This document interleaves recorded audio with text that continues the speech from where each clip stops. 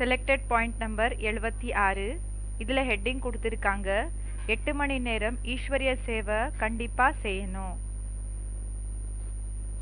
यहाँ तो बताया जाता है कम से कम एवरेज 8 घंटा जरूर बाप की सर्विस में लगाना चाहिए.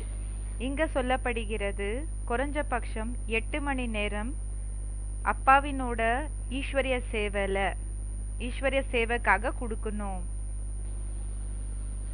याद में और सेवा. நினைவுல பிறகு சேவைல.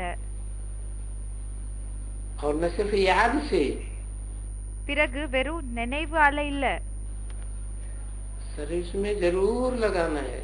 सर्विसக்காக கண்டிப்பா டைம் கொடுக்கணும். नहीं तो दिल में हमेशा समझ लो कि हम बहुत इम्तिहान में अपना उच्च पद नहीं पा सकेंगे. அப்போ மனசுல எப்பவுமே இந்த விஷயத்தை பத்தி தெரிஞ்சுக்கோங்க. நாம நல்லபடியா இந்த எக்ஸாமினேஷன்ல உயர்ந்த பதவியை அடைய முடியாது. इम्तिहान में ऊंचा नंबर लेना है.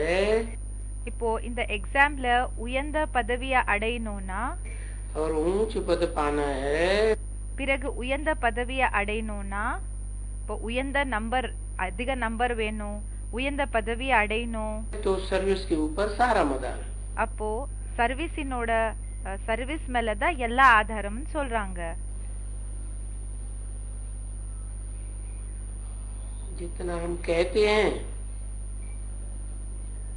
कि हम नर से नारायण बने. இப்போ எவ்வளவு சொல்றாங்க நரசே நாராயண் ஆகணும். नारी से लक्ष्मी बने. நாரிலிருந்து லக்ஷ்மி ஆகணும்னு சொல்லி. या तो उनकी डायनेस्टी में आवे. இல்லன்னா அவங்களோட டைனாஸ்டிக்கு வரணும்.